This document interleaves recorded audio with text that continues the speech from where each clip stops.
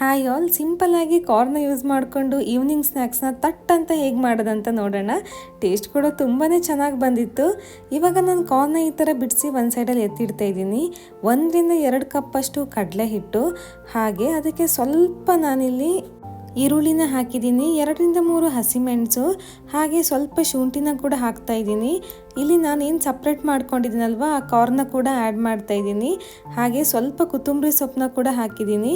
ನೀವು ಬೇಕಾದರೆ carrot, vegetables ನಿಮ್ಗೆ ಇಷ್ಟ ಆದ ಹಾಕ್ಬೋದು. ಸ್ವಲ್ಪ ಖಾರದ ಹುಡಿ, ಹಾಗೆ ಉಪ್ಪು, ಹಾಗೆ ನೀರನ್ನು ಹಾಕಿ ಚೆನ್ನಾಗಿ ಮಿಕ್ಸ್ ಮಾಡ್ಕೊಂಡಿದ್ದೀನಿ. ನೀವು ಬೇಕಾದರೆ ಟರ್ಮರಿಕ್ ಪೌಡರ್ನ ಕೂಡ ಆ್ಯಡ್ ಮಾಡ್ಕೋಬೋದು. ನೋಡಿ, ಇವಾಗ ಅಂತೂ ರೆಡಿಯಾಗಿ ಹೋಯಿತು. ಇದನ್ನು ಎಣ್ಣೆಲಿ ಬಿಟ್ಟು ಫ್ರೈ ಮಾಡಿಕೊಂಡ್ರೆ ಸಖತ್ತಾಗಿ ಟೇಸ್ಟ್ ಇರುತ್ತೆ. ನೀವು ಬೇಕಾದರೆ ಏರ್ ಫ್ರೈಯರ್ನ ಯೂಸ್ ಮಾಡ್ಕೊಂಡು ಕೂಡ ಮಾಡ್ಕೋಬೋದು, ಹೆಲ್ದಿಯಾಗಿರುತ್ತೆ. ಈ ವಿಡಿಯೋ ಇಷ್ಟ ಆದರೆ ಖಂಡಿತವಾಗಿ ಲೈಕ್, ಶೇರ್, ಸಬ್ಸ್ಕ್ರೈಬ್ ಮಾಡಿ. ನೋಡಿ, ಇವಾಗ ಎಷ್ಟು ಕ್ರಿಸ್ಪಿಯಾಗಿ ಬಂದಿದೆ. ನೀವು ಕೂಡ ಮಾಡ್ಕೊಂಡು ತಿನ್ನಿ, ಎಂಜಾಯ್ ಮಾಡಿ. Thank you all.